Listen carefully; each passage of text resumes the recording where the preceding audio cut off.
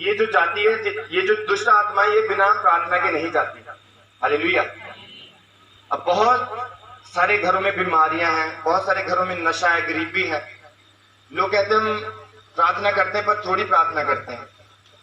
किसी के अंदर दुष्ट आत्मा है, लोग कहते हैं हम बहुत से पास्टरों के पास गए हैं, प्रेयर करवाई, लेहन कराई, मगर दुष्ट आत्मा इसमें से नहीं निकली।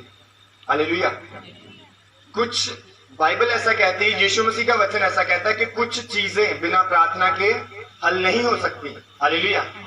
आज लोग सोचते हैं कि प्रभु हमें बड़ा घर दे, अच्छा काम काज दे, हमारे बच्चों को आशीष दे, हमारे घर में लड़ाई झगड़ा खत्म हो जाए, पर वो प्रार्थना नहीं करते। अपने पड़ोसी को बोलो, अगर तू प्रार्थना नहीं करेगा, हिलाकर बोलो एक दूसरे को, तो अगर तू प्रार्थना नहीं करेगा तो खुदा का बड़ा काम अपनी जिंदगी में नहीं देख पाएगा। अगर तू चाहता है खुदा तेरी जिंदगी में कुछ बड़ा करे तो प्रार्थना करनी शुरू कर, तो प्रार्थना करनी शुरू कर। हालेलुया। तो वचन में हमने क्या पढ़ा कि यीशु मसीह के चेलों के पास एक बंदा आया कि मेरे बेटे का इलाज करें, तो चेले उसमें से दुष्ट आत्मा नहीं निकाल पाए, क्योंकि चेलों की प्रार्थना जो थी वो क्या थी? कम थी। यीशु मसीह की प्रार्थना चेलों से ज्यादा थी। हालेलुया। यही रीजन था कि चेले दुष्ट आत्मा को नहीं निकाल पाए। और लोग उस जगह के ऊपर, आज जब कोई पास्टर किसी बंदे के अंदर जब दुष्ट आत्मा होती तो उसे बहुत जोर लगाना पड़ता, आधा घंटा 2-2 घंटे पास्टर लड़ते रहते दुष्ट आत्मा से निकल जा। तो आपने मुझे भी देखा है, जस्ट 3 सेकेंड दुष्ट आत्मा आउट। हालेलुया। तो ये चीज होती है कि बाइबल ऐसा कहती कि कुछ दुष्ट आत्माएं, कुछ प्रॉब्लम्स, कुछ दिक्कतें बिना प्रार्थना के नहीं जाती। हालेलुया।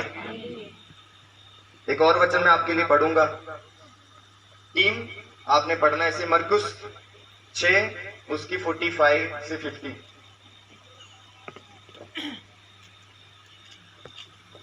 तब उसने तुरंत अपने चेलों को माइक में बोलो, माइक में। तब उसने तुरंत अपने चेलों को बरबस नाव पर चढ़ाया कि वे उससे पहले उस पार बैतसैदा को चले जाएं, जब तक कि वह लोगों को विदा करे। और उन्हें विदा करके पहाड़ पर प्रार्थना करने को गया। और जब सांझ हुई तो नाव झील के बीच में थे और वह अकेला भूमि पर था। और जब उसने देखा कि वे खेते खेते घबरा गए हैं, क्योंकि वह हवा उनके विरुद्ध थी, तो रात के चौथे पैर के। हालेलुया। मैं पढ़ता हूँ। तब उसने तुरंत अपने चेलों को नाव पर चढ़ने के लिए विवश किया। मतलब यीशु मसीह ने अपने चेलों से, मतलब जैसे एक बंदा कहता है कि जल्दी करो, विवश किया। उसने पहले उस पार बैतसैदा को चले, कि उससे पहले मतलब यीशु मसीह एक अलग स्थान चाहता था कि यीशु मसीह के चेले उससे अलग हो जाएं, ताकि वो प्रार्थना में जा सके। हालेलुया। 46 वर्ष में पढ़ूंगा। उन्हें विदा करके वह पहाड़ पर प्रार्थना करने को गया। कहाँ गया? पहाड़ पर प्रार्थना करने को। अब जब हम वचन पढ़ते हैं तो बाइबल में बार बार लिखा है कि यीशु मसीह ने प्रार्थना की, यीशु मसीह पहाड़ पर गया, यीशु मसीह ने सुबह जल्दी उठ के प्रार्थना की। आज क्रिश्चियन लोग अपनी जिंदगी में आशीष को क्यों नहीं देख पा रहे हैं? आपको पता है? क्योंकि वो प्रार्थना नहीं करते। अगर मैं पूछूं कितने लोग हर रोज प्रेयर करते, हाथ उठाओ।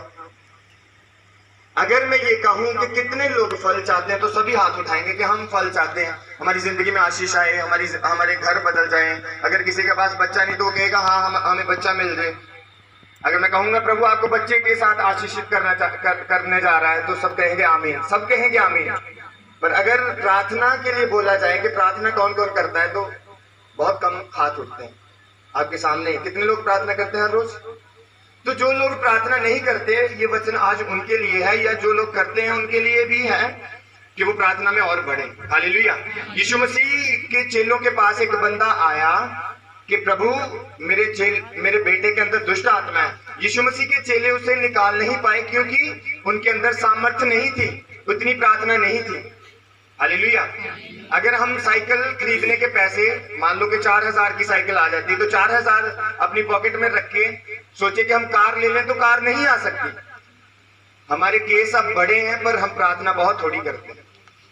समझ रहे ना? हमारे घरों में दिक्कतें ज्यादा बड़ी हैं, पर प्रार्थना हमारी इतनी सी। अगर हमारी प्रार्थना बढ़ जाएगी तो दिक्कतों का लेवल एक दिन जैसे जैसे प्रार्थना बढ़ेगी वो दिक्कतों का लेवल नीचे आ जाएगा। समझ रहे हो? कितने जन समझ रहे हैं इस चीज को? अगर प्रार्थना करोगे तभी परमेश्वर कुछ कर पाएगा। यीशु मसीह परमेश्वर था तो वो नाइट प्रेयर में जाता था। समझ रहे हो? बाइबल पढ़ के देखो, मरकस की पुस्तक को पढ़ के देखो, बाइबल में लिखा यीशु मसीह प्रार्थना करने को गया, यीशु मसीह पहाड़ पर प्रार्थना करने गया, यीशु मसीह सलीब के ऊपर चढ़ने से पहले भी प्रार्थना के लिए गया कि जो काम पिता ने मुझे दिया कहीं मैं उससे हट ना जाऊं। समझ रहे हो? कितने जनों को पता है कि यीशु मसीह ने सलीब के ऊपर जाने से पहले भी प्रार्थना की?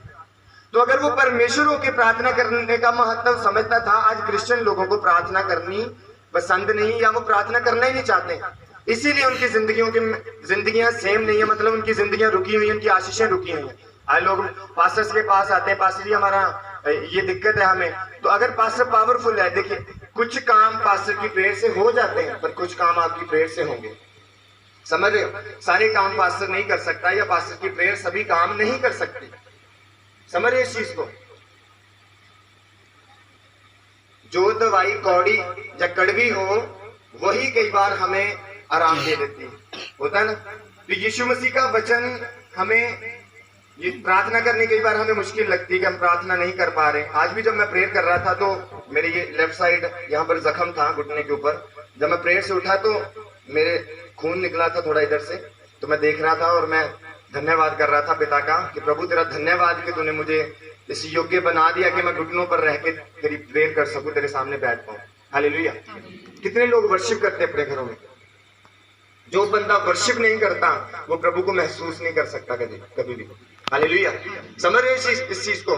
यीशु मसीह परमेश्वर था और परमेश्वर उसको पता था। मैंने यीशु मसीह सारा दिन लकवे वाले को चंगा करते थे, कोढ़ी को शुद्ध कर देते थे, दुष्ट आत्मा निकाल देते थे। यीशु मसीह को पता था अगर मैंने नेक्स्ट डे बड़े काम करने हैं, मुझे भी पता है अगर मैंने फ्राइडे की सर्विस में बड़े काम लोगों की जिंदगियों में होते हुए देखने, मुझे प्रेयर करनी पड़ेगी, मुझे प्रभु के सामने घुटने टेक के क्या करनी पड़ेगी। पर आज हम सिर्फ पास्टर्स के ऊपर डिपेंड हो गए कि पास्टर ही सारा कुछ करे। ये चीज बहुत गलत है कलीसिया। अगर आप लोग प्रार्थना करने शुरू कर दो तो परमेश्वर अपना काम करना शुरू कर देगा आपकी जिंदगी में। हालेलुया।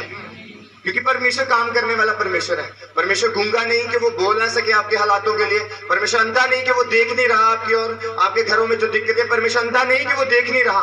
बाइबल कहती है उसका हाथ इतना छोटा नहीं कि वो छुड़ा ना सके, पर दिक्कत ये है कि हम उस योग्य नहीं बने कि परमेश्वर अपना हाथ हमारे ऊपर लेके आए। हम वैसी चाल नहीं चल रहे कि परमेश्वर हमारे हालातों की ओर देखे, परमेश्वर हमारी गरीबी की ओर देखे, परमेश्वर हमारे बिगड़े हुए बच्चों को देखे। हम प्रेयर नहीं करेंगे। बाइबल मत्ती 7:7 में लिखा है मांगोगे तो तुम्हें दिया जाएगा। हम मांगते तो नहीं है प्रभु से, प्रभु की दया हमने मांगी नहीं, प्रभु से कभी विनती की नहीं कि प्रभु ये बीमारी हमें बड़ी दिक्कत कर रही है। कभी वचन में से अंगीकार हमने किया नहीं, प्रार्थना की नहीं कि प्रभु तेरे कोड़े खाने से तेरा वचन कहता हम चंगे हो गए। कभी ये बात तो बोली नहीं मुंह से। बाइबल कहती है बोलने से उद्धार पैदा होता है, उद्धार आता है हमारी जिंदगी में। हालेलुया। अगर प्रेयर नहीं करोगे तो परमेश्वर कुछ नहीं करेगा आपकी जिंदगी। परमेश्वर कर सकता है, कुछ लोगों की जिंदगी में करता भी है प्रभु, जो बैक स्लाइड हो जाते हैं। कि हमारे कई लोगों को मैंने देखा उनके बेबी हुआ, बेबी की डेथ हो गई, वो बैक स्लाइड हो गए कि प्रभु ने हमें बच्चा दे के। देखो प्रभु ने अय्यूब को कितना आशीषित किया था। अय्यूब के बारे में कितने लोग जानते हैं? अय्यूब की पत्री जब पढ़ोगे, फर्स्ट चैप्टर पढ़ोगे, उसको एक के बाद एक बैड न्यूज मिली।